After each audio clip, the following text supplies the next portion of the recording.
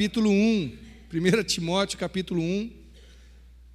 Quero começar com os irmãos uma nova caminhada, a caminhada no texto de 1 Timóteo. Terminamos de 1 Pedro há um tempo atrás, e vamos falar sobre este livro da Bíblia, que é um livro um tanto quanto especial, claro que todos eles são, mas esse tem um foco, que é a formação de um líder dentro da igreja, que é Timóteo. E nós vamos perceber que havia várias dificuldades com Timóteo, ou ele tinha alguns medos, alguns receios, que Paulo tem que falar a respeito disso. Timóteo provavelmente era um homem novo, um jovem ainda, e precisava ser encorajado. Talvez o ministério foi um desafio muito grande para a capacidade intelectual e emocional de Timóteo. Mas Paulo escreve tanto a primeira, depois a segunda epístola, para encorajar esse rapaz, para que ele fique firme na fé. E o tema da nossa caminhada aqui vai ser o discípulo integral. Porque apesar de que essa palavra foi escrita para Timóteo, ou seja, um jovem líder, então muito específico, ela serve para todos nós. Nós temos a tendência de sermos discípulos meio termo. Como assim? Então a gente é muito crente na igreja e meio crente lá fora, né? Espero que não seja o seu caso, mas há uma tendência. Na verdade, a tendência nossa, mais do que isso, porque isso seria uma hipocrisia, né? A gente chega na igreja, é crente, lá fora a gente não é. Mas a tendência nossa é dividir entre o que a gente chama de sagrado e profano. Então existem as coisas na nossa cabeça, né, que são sagradas, e a gente trata com toda aquela formalidade. Não, a igreja, sim, tudo mais, né? E existem aquelas coisas que são do dia a dia, profana nesse sentido, né? E aí a gente não precisa nem pensar em Deus, nem considerar nada disso, né? Tem um pastor que conta que ele gostava de jogar futebol, e ele ia jogar, era convidado por outros para jogar, assim, nos campinhos, aí nos ginásio, né? E depois sentava com o pessoal, e o pessoal jogando, não sabia que ele era pastor, e falando palavrão, conversando, gritando e bebendo, né? Aí chegava alguém conhecido e falava: ô pastor, tudo bem? Aí as pessoas ao redor: o senhor é pastor? Opa, já ficava com vergonha de ter falado o que tinha falado. E ele dizia: não se preocupa comigo, estou aqui para participar junto, para estar com vocês. Mas isso é porque na cabeça de muita gente tem uma chavinha que vira: opa, eu estou perto do pastor, eu estou dentro da igreja, opa, agora sim, agora eu sou santo. Mas aí eu estou lá fora, não. Nós não somos chamados para dividir a nossa vida entre sagrado e profano, entre religioso e secular, entre o que é de Deus e o que não é. Porque o Senhor é Senhor de todas as coisas.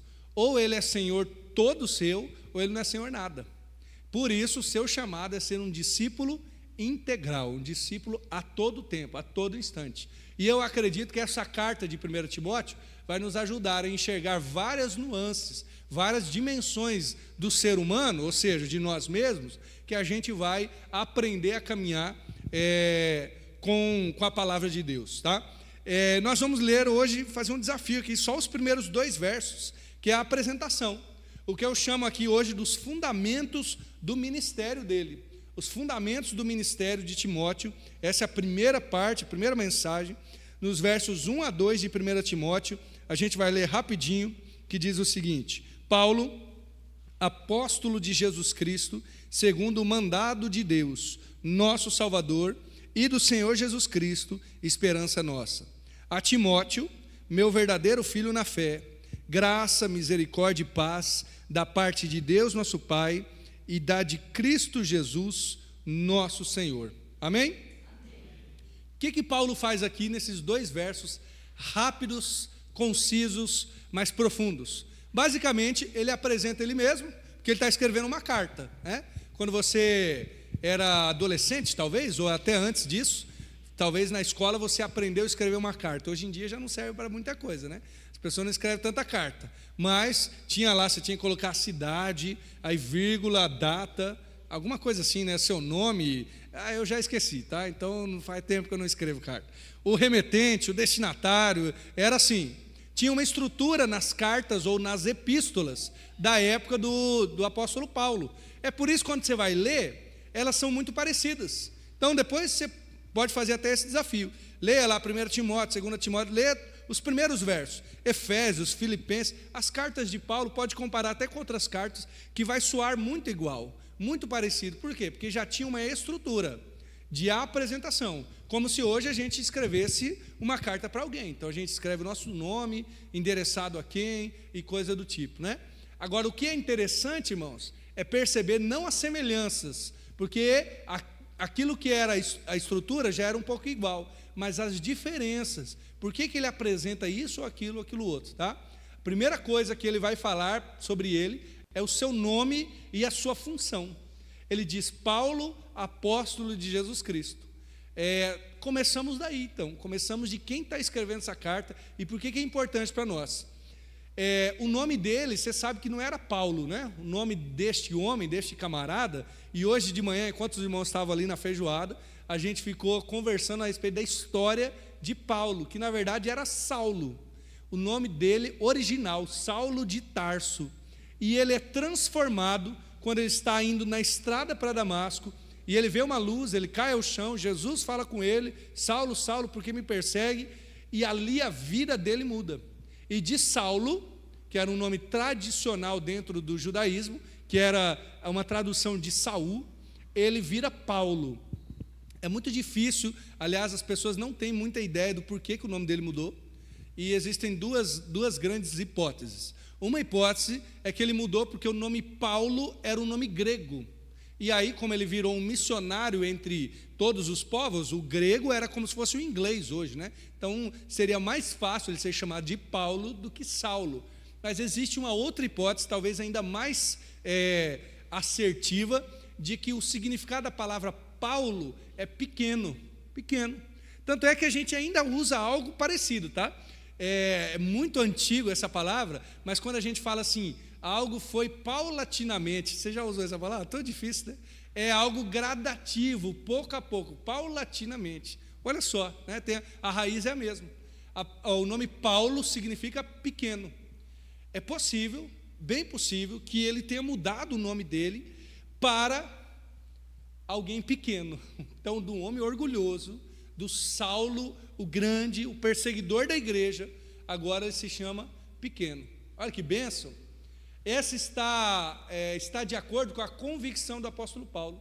Quanto mais ele conhecia Jesus, mais ele se apequenava. Isso vai acontecer com você. Isso acontece com todo mundo.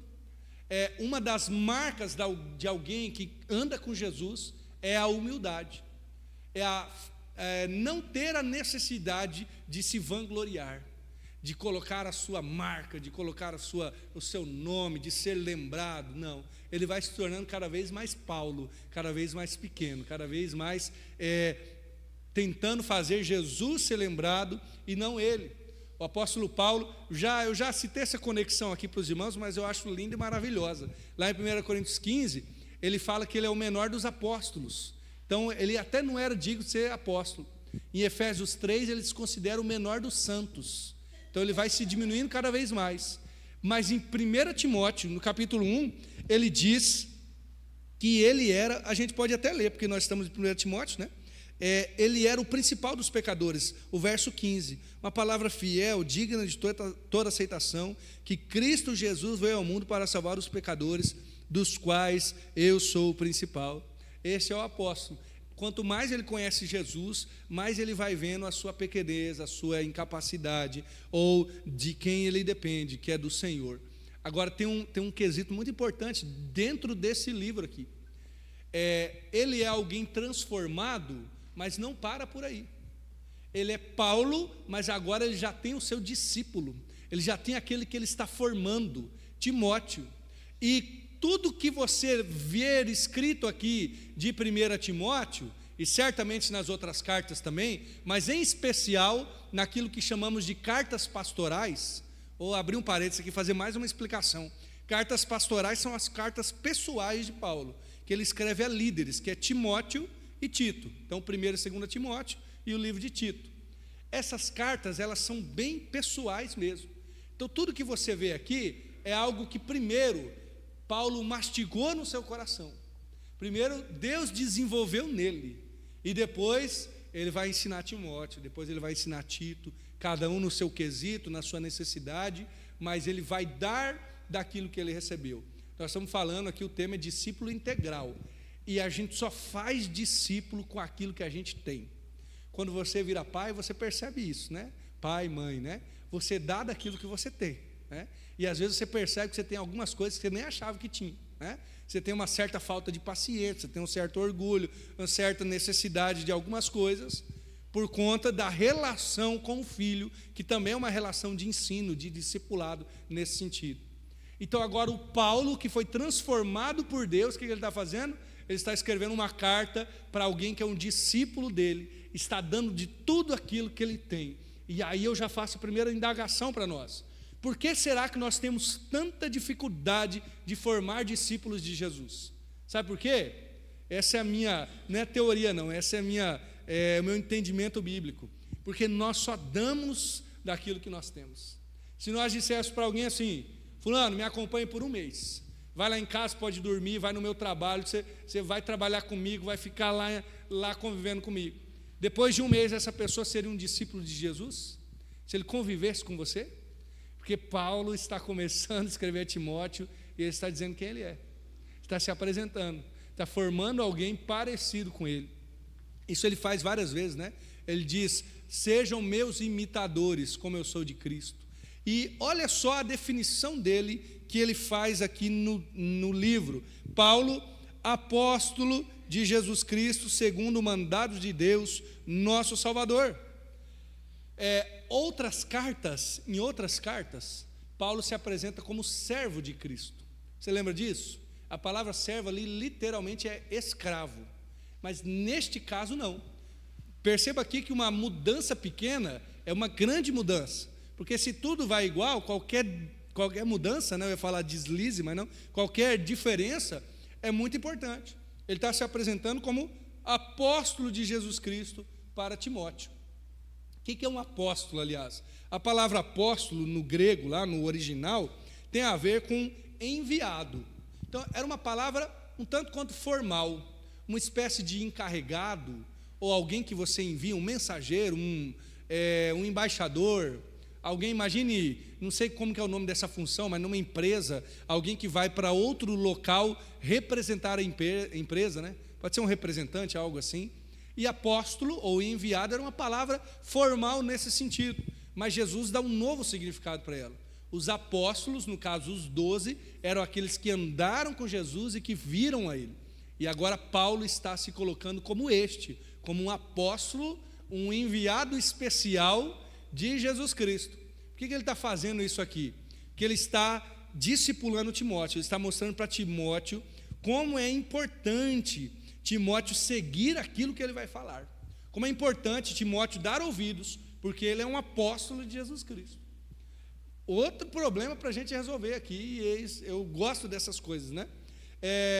O problema é o seguinte: por que Paulo está colocando esse nome sobre ele? Por que Paulo não foi mais humilde? Se o nome dele já era pequeno, né? É porque, assim, em alguns momentos ele precisa defender a função dele para que as pessoas ouçam ele.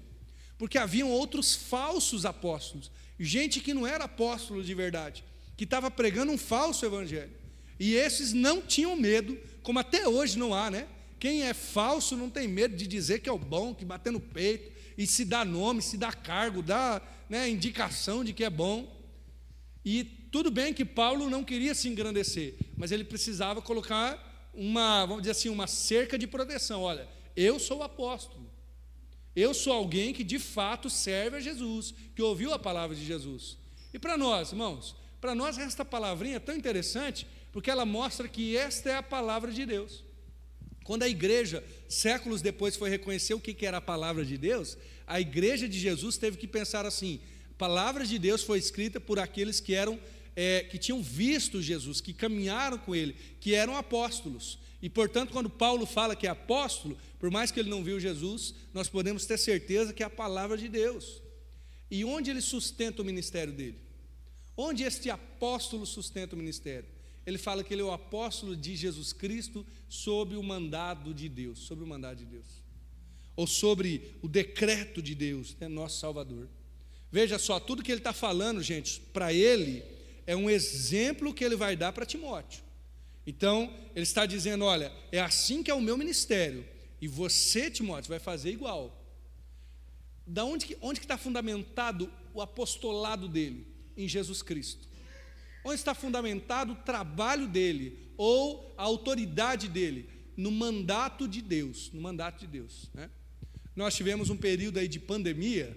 Eu gosto de usar essa conexão para a gente entender melhor, né? Tinha lá os decretos que eram feitos, né? Você lembra dos decretos? Já vai para 5 anos a pandemia, hein? Já passou de 5 anos, aliás, começou em 2020, faz tempo, né? E os decretos, você lembra como que era? A gente ficava assim nas lives, né, para ver. Então, olha, e era guardado as 7 chaves, eu acho, porque aí dava a hora da live, passava lá a live da prefeitura aqui, ou às vezes do estado, do país, e vinha um decreto e tinha que cumprir, né? Os irmãos sabem aí, tinha que fechar a loja, tinha que fazer muitas coisas, andar de máscara, um decreto de uma prefeitura, que você tinha que cumprir, né? E ai de você se não cumprisse. Agora imagine um decreto de Deus, um mandato de Deus, que esse termo aqui tem a ver com decreto. Olha o que Paulo está dizendo, irmãos. Eu sou um apóstolo porque Deus mandou eu ser apóstolo. É ali que está baseado o ministério dele. Hoje o tema é os fundamentos do ministério. Paulo está ensinando para Timóteo. Sabe por que nós somos o que somos? Ou se você está seguindo a Jesus, por conta do mandato de Deus, do mandato de Jesus. É Ele que manda. Todo mundo que vai trabalhar no ministério, todo mundo que vai servir a Jesus, e por trabalhar no ministério, aqui não estou dizendo necessariamente trabalhar na igreja, pode ser também, mas todo mundo que vai servir Jesus, tem que saber disso, tem que lembrar disso. Quem manda é Deus, não é você e não sou eu. Se Deus manda ficar, fica, se Deus manda ir, vai. É igual o povo no deserto, né? A nuvem ia, a nuvem parava, o povo seguia. Essa é a base. Jesus e Deus é que manda em tudo aquilo que a gente faz. E eu sei que tem algumas coisas que a gente precisa, claro, fazer humanamente. Nós temos organizações, nós temos estrutura, é claro, nada contra. Mas de tempos em tempos nós temos que lembrar, quem manda em nosso ministério, quem manda em nossa vida é o próprio Deus. Se com Paulo eu já percebo que nós fazemos discípulos a partir de quem nós somos, eu também aprendo que tudo que nós somos deve estar baseado em Deus. É Ele que manda. Então, como que você se descreveria? Imagine que você vai escrever uma carta a Timóteo ou a qualquer outro crente, tá? E aí você escreve o seu nomezinho bonito lá, né? Eu, Daniel, pastor de Jesus Cristo, segundo o mandato de Deus. Será que sim? Como você se declararia? E você conseguiria colocar segundo o mandato de Deus? Por quê? Porque é Ele que manda, Ele que faz. Se você está obedecendo a Ele, você pode dizer sim, estou obedecendo o decreto de Deus. E não há nada melhor do que ser escravo daquele que nos liberta. Não há nada melhor do que obedecer um decreto real de um rei que nos ama. É assim que Paulo se apresenta, é assim que o discipulador, o mentor, o pastor de Timóteo vai se apresentar. Mas ele faz outras apresentações aqui, e eu não posso me ater muito tempo, né? A segunda pessoa, por assim dizer, que ele apresenta, é o próprio Jesus. Então, ele vai mostrar que Jesus é o Messias, porque ele é Jesus Cristo. E Jesus Cristo, gente, nesses 2 versículos, aparecem 3 vezes. 3 vezes. Olha, apóstolo de Jesus Cristo, Senhor Jesus Cristo, e ele termina ainda falando de Cristo Jesus, nosso Senhor. A repetição demonstra alguma coisa. O ministério de Timóteo e o discipulado entre eles está recheado de Jesus. Está recheado de Jesus. Não tem como fugir da relação com Jesus. Eu me lembro de uma palavra, eu citei semana passada, mas eu vou citar de novo o Bonhoeffer, tá? Eu gosto muito dele, no seu livro Discipulado, em que ele fala uma coisa genial. Ele diz o seguinte: Cristo é mediador entre Deus e o homem, e nós já sabemos disso. Cristo é o mediador entre Deus e os homens, e o homem, né? Mas na verdade, Cristo é mediador de todas as coisas, de todas as coisas, de todas as relações. Então, a minha relação com Deus só é possível por causa de Jesus. Isso se aprendeu quando se converteu, eu espero. Mas, na verdade, a minha relação com você é mediada por Jesus. Cristo é mediador de tudo. Lá em 2 Coríntios 5,17, nós amamos, fala assim que se alguém está em Cristo, nova criatura é. As coisas velhas já passaram e tudo se fez novo. Que coisa maravilhosa, né? E o 16, o que fala? Já ficou mais difícil, né? 2 Coríntios 5,16, fala assim: se a gente conhecia até mesmo Cristo antes, já não é mais igual. Olha aí, obrigado, viu? Me ajudou. A ninguém conhecemos mais segundo a carne, ainda que tenhamos conhecido Cristo segundo a carne, contudo já não conhecemos desse modo. Eu quero frisar só a primeira parte desse verso. Você não conhece mais ninguém por uma relação direta. Você é chamado a se relacionar com as pessoas a partir de Cristo como mediador. Então agora você trata, por exemplo, e isso a Bíblia está recheada, você trata a sua esposa tendo Cristo como mediador. Percebe? Ou você trata o seu esposo tendo Cristo como mediador. Você trata o seu irmão na igreja tendo Cristo como mediador. E o que isso muda? Isso muda o seguinte: muda primeiramente o padrão. Agora não é do jeito que eu sou, do jeito que eu quero, ou sempre foi assim. Agora é do jeito de Cristo, porque Ele é o mediador. Ele quem intermedia essa relação. Imagine só vou fazer um exemplo aqui para terminar essa parte. Imagine que um casal brigado, pense num casal que brigou e vai lá falar com um conselheiro, e aí está lá o casal sentado, e o conselheiro muitas vezes vai fazer o seguinte, vai falar assim: fulano, fala tal coisa, aí o fulano fala, aí ele vai traduzir para a fulana, para a esposa, fala, o que ele quis dizer foi isso, isso, isso. Aí a fulana fala, não, mas é isso aqui ali. Aí ele fala, pera, aí ele traduz para o fulano, para os dois se entenderem, O conselheiro faz essa mediação. Essa é a ideia de Jesus. Ele é mediador de todas as relações, seja do casamento, seja de pais e filhos, como nós inclusive citamos semana passada. E essa relação de Paulo e Timóteo está recheada de Jesus. Em 2 versículos falou 3 vezes de Jesus, o Messias. Por quê? Porque não existe discipulado, não existe caminhar junto, se não for por causa de Jesus. Se não for por causa de Jesus. Ele é o Senhor, é Ele quem faz com que as relações dentro da igreja façam sentido. Irmãos, a bem da verdade é que, se nós não conhecêssemos a Jesus, provavelmente aqui na igreja você só conheceria a sua família. Talvez alguém ou outro que é um vizinho seu, que mora perto, mas dificilmente você teria uma relação próxima, porque é Jesus que faz com que as relações dentro da igreja, por exemplo, sejam possíveis e significativas. E se Jesus é o mediador, que coisa maravilhosa, porque tem coisas que nós não conseguiremos, mas com Jesus como mediador nós conseguiremos. Tem coisa que a gente não consegue, por exemplo, alguém diz assim, mas eu não consigo lidar com fulano. Com Jesus a gente vai aprendendo. Eu não consigo perdoar o ciclano, mas Jesus é o mediador entre a relação que eu tenho com o ciclano. E aí com Jesus eu consigo perdoar. É graça de Deus sobre graça. Paulo fala uma outra coisa que está repetido aqui, que Jesus, Ele é o Messias e Ele é o nosso Senhor. Essa palavra se repete 2 vezes, que Ele é Senhor. E por que é importante notar essa palavra sobre Jesus nessa apresentação? Porque a palavra Senhor ali é um termo técnico, Kyrios, no grego, no original, que era atribuído a César. Inclusive, Atos 4,12, coloca para nós lá, está os discípulos no Sinédrio, eles mandam não pregar mais, falam assim, nós vamos libertar vocês, mas vocês não pregam mais Jesus, tá? E eles falam assim, olha, em nenhum outro há salvação, coloca Atos 4,12 aí, porque debaixo dos céus nenhum outro nome há, dado entre os homens, pelo qual importa ou devamos ser salvos. É interessante, porque as pessoas que ouviam esta frase, elas completavam com o seguinte, em nenhum outro nome há salvação, tarará, no qual devamos ser salvos, César, ou imperador. E eles usam esta frase para quem? Para Jesus. Só Jesus é o verdadeiro Senhor. Só Jesus é o verdadeiro Salvador, de fato. Não há outro nome. E agora Paulo está escrevendo para Timóteo, está falando assim: Timóteo, tem um Senhor, viu?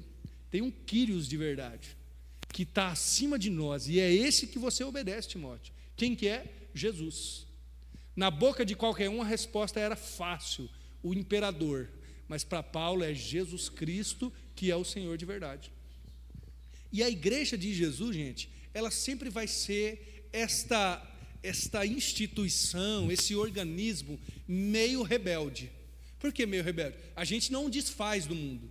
A igreja não está aqui para destruir o mundo. Não, nós somos sal, luz, fazemos a diferença. Mas a gente nunca tem que se amoldar à cultura. Nunca. A gente nunca vai servir aos mesmos deuses e senhores deste mundo.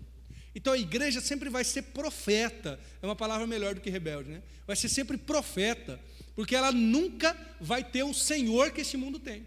Então este mundo está aí adorando políticos, está adorando dinheiro, está adorando ideologias, e nós estamos dizendo assim: só é adorado Jesus, porque Ele é o Quírios, Ele é o verdadeiro Senhor. Olha que coisa maravilhosa. E Paulo lembra Timóteo disso. Olha, Timóteo, e aí traduzindo aqui, né, nas minhas palavras, esse é o fundamento do seu ministério. Não se esqueça do quê? De que Cristo é Senhor. Essa é uma das partes mais importantes. Isso é tão valioso para Paulo, gente, tão valioso, que ele vai pregar e ele faz uma rota de pregações nas cidades que ele passa. Hoje pela manhã a gente não teve tempo de falar das viagens missionárias dele, mas ele faz uma rota, e quando você olha no mapa, primeiro, são cidades importantes, cidades grandes, na maioria das vezes. Éfeso, a própria Antioquia, da onde ele sai, cidades com mais de 200 mil habitantes, que já na época eram grandes cidades, né? Mas tem um quesito especial naquelas cidades. Na maioria delas, sabe o quê? Eram grandes centros de adoração, especialmente a César ou a outros deuses, outras divindades.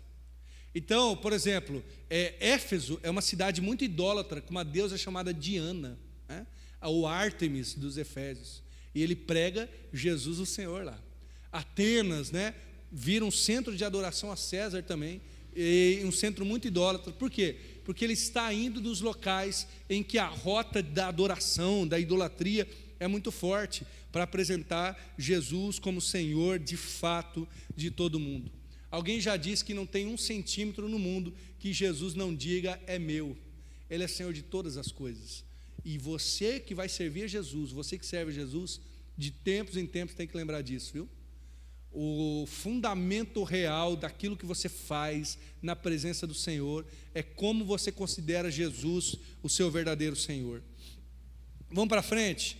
Ele vai apresentar também a Deus, e eu vou ser rápido aqui, não porque é fácil falar, mas para a gente chegar no próximo, que é Timóteo, o próximo personagem. Ele fala que ele é apóstolo segundo o mandato de Deus. É Deus que manda, eu já falei isso, Deus que dá cargos, Deus que dá função. É sobre o mandato de Deus que a igreja anda. A gente tem que lembrar disso também. Todos os dons que você tem, todas as capacidades, tudo que é levantado, todo aquele que é levantado para trabalhar, é levantado pelo próprio Deus. Por exemplo, 1 Coríntios 12, nós lemos sobre os dons do Espírito. E são vários dons ali, e é dito que o Espírito dá a cada um conforme é útil. Então, Deus quem dá os dons. Lá em Efésios, no capítulo 4, verso 11, fala de vários ministérios, inclusive de apóstolos, né? Apóstolos, profetas, evangelistas, pastores, mestres, né? Ou pastores e doutores, como está ali, né? E é Deus que dá esses cargos ou essas funções, ministérios, para a edificação da igreja. Quem que faz com que a pessoa possa servir ao Senhor? É o próprio Deus. Então, eu já penso duas coisas aqui rapidamente. Primeiro, se você está servindo a Deus, foi Ele que te levantou para servir. Ou se você está dizendo assim: Senhor, eu quero te servir, sabe o que você faz?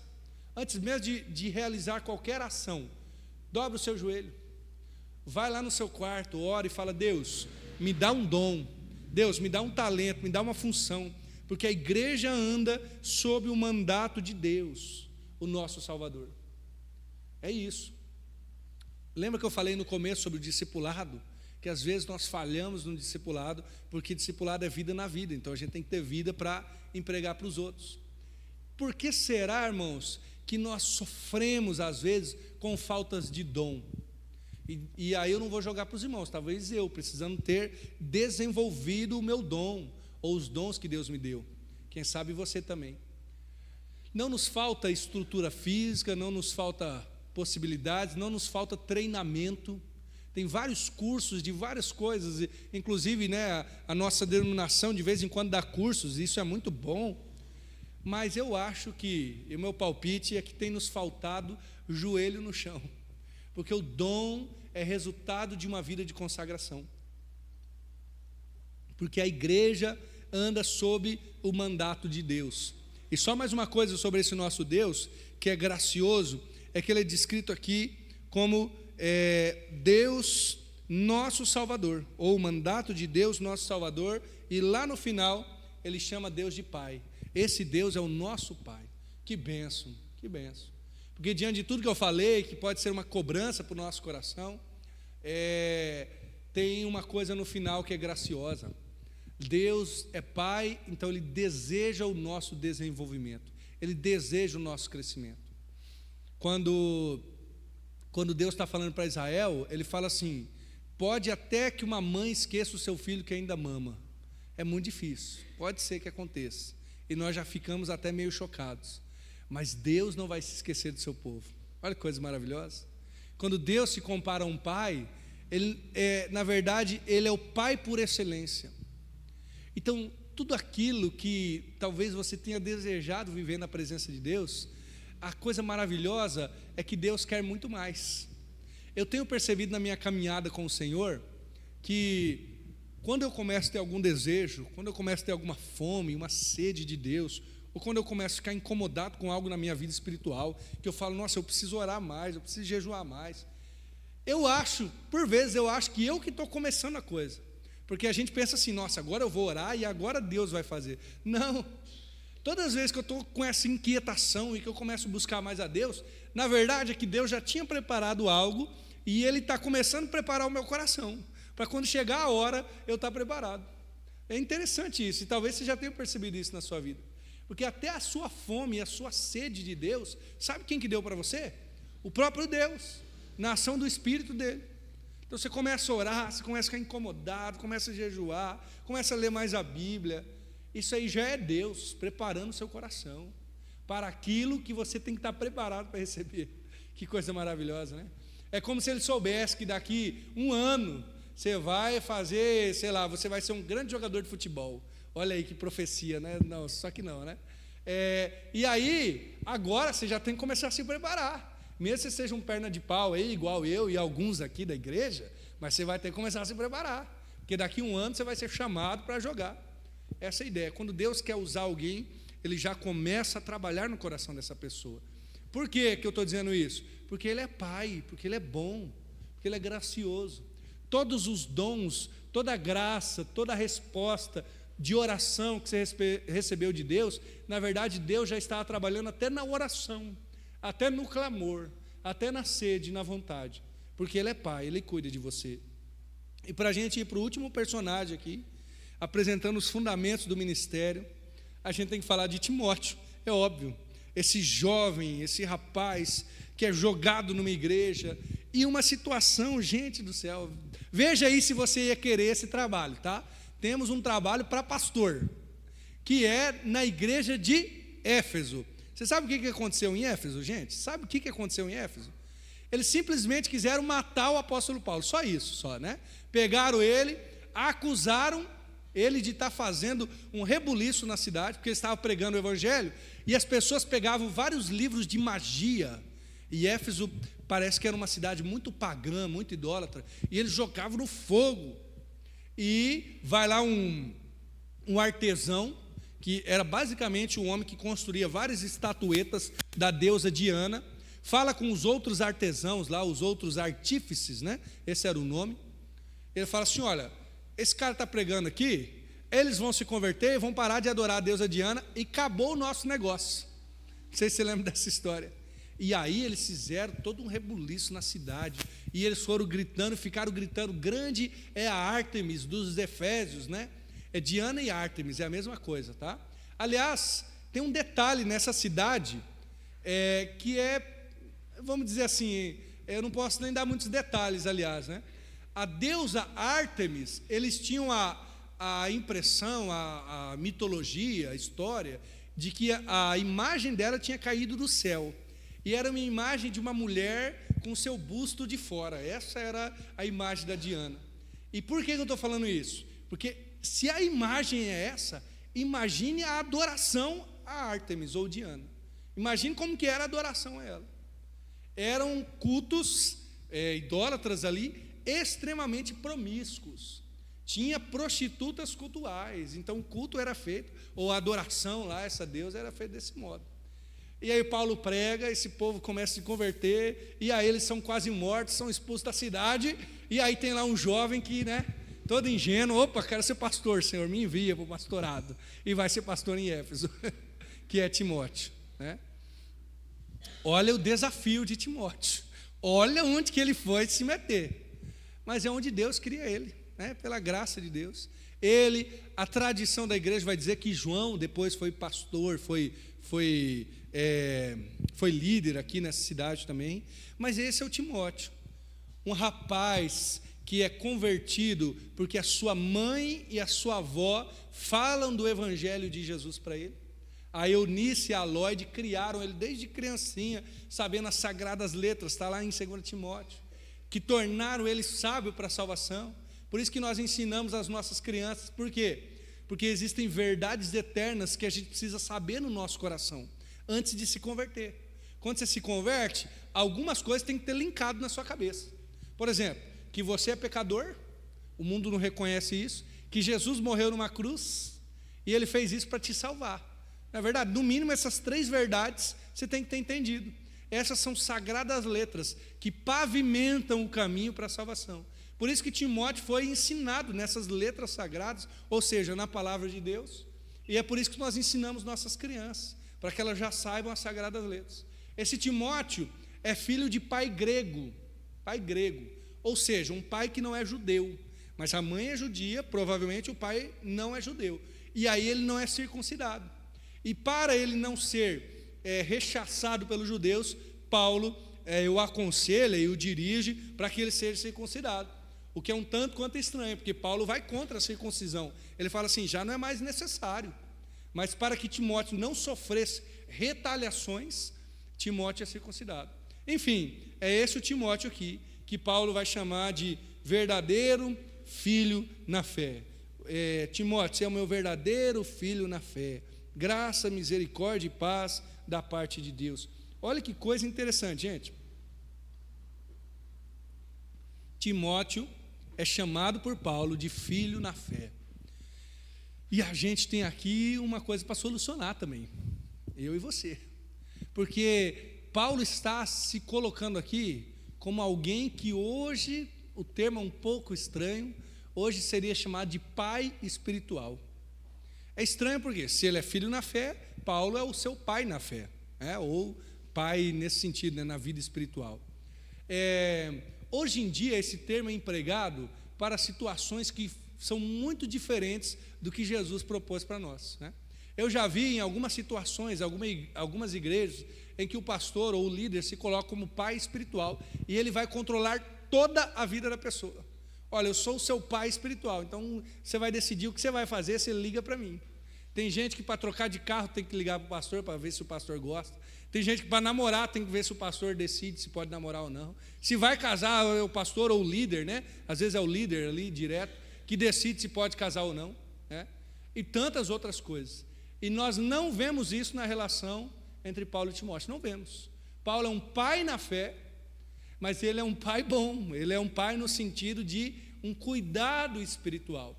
Hoje em dia, talvez a gente usaria a palavra de mentor, discipulador, alguém que pode ser que dê conselhos muito fortes, mas ele não obriga Timóteo a fazer isso, Ele apenas, como pai, é alguém que dirige, que ama, que tem um cuidado. Tem até um estudioso que chegou a dizer o seguinte, que Paulo considerava Timóteo como filho que ele não teve. Nós nunca vamos saber disso, Mas pela proximidade de Paulo e Timóteo, e a gente sabe que Paulo não era casado, portanto não tinha filho, esse estudioso vai dizer que Paulo considerava Timóteo como um filho. a relação deles era bem próxima, né?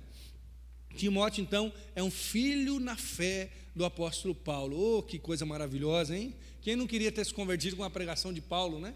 Ia ser quase que um tapa na cara a pregação dele, eu imagino. Mas vale a pena, valeria a pena ter ouvido isso, né? Esse Timóteo, que é filho na fé, Paulo deseja para ele o seguinte: o que você desejaria para o seu filho na fé? Aliás, antes de eu dizer, o que você desejaria? Ou mesmo para os seus filhos? Se você pudesse deixar uma provisão, uma herança, ou como que é a palavra? Um testamento. O que você deixaria para os seus filhos? Tem uma brincadeira aí que diz, né, que eu não recebi nada de herança, a não ser doença hereditária, né, rinite, seja lá o que for, né? Mas o que você deixaria para os seus filhos? Ele fala assim: você é o meu filho na fé, então eu vou te desejar umas coisas valiosas e importantes aqui. Graça, misericórdia e paz da parte de Deus, nosso Pai, do Senhor Jesus Cristo. Por quê? Porque Paulo sabia que se Timóteo estivesse transbordando da graça, se Timóteo estivesse vivendo na misericórdia de Deus, ele viveria também na paz de Jesus, ele não precisaria de mais nada, não precisaria de mais nada. Imagine você enviar um jovem pastor, um jovem líder, para uma cidade difícil, uma cidade complicada como a cidade de Éfeso, e falasse assim: olha, eu tenho aqui algumas coisas para te ajudar, tá? O quê? Graça, misericórdia e paz. Parece que a pessoa ia se sentir assim, né? Talvez a minha impressão é: nossa, eu estou indo sem nada, fulano não está me ajudando com nada. Mas era mais do que Timóteo precisava. Aliás, era tudo que ele precisava. E quando a gente olha para as nossas vidas, para o fundamento do nosso ministério, ou seja, da nossa vida com Deus, do nosso serviço a Deus, é isso que a gente precisa. A gente precisa da graça, da misericórdia e da paz do Senhor Jesus e do agir inexplicável de Deus em nossas vidas.